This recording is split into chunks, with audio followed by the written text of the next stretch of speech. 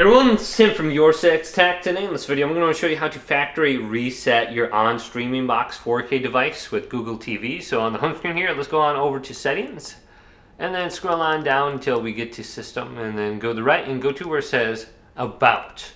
And then we can go to the right and we have the option for system update. And then here's factory reset. And this will restore your device default settings and erase all the data, accounts, files, and download an app. So we can just go to this and then select factory reset, and that should delete all the information off it. Now if you're going to be giving this to someone or something like that, definitely go ahead and just factory reset, and then they can sign back in with their information, their email address and password, and then they can have their own custom apps they download, etc.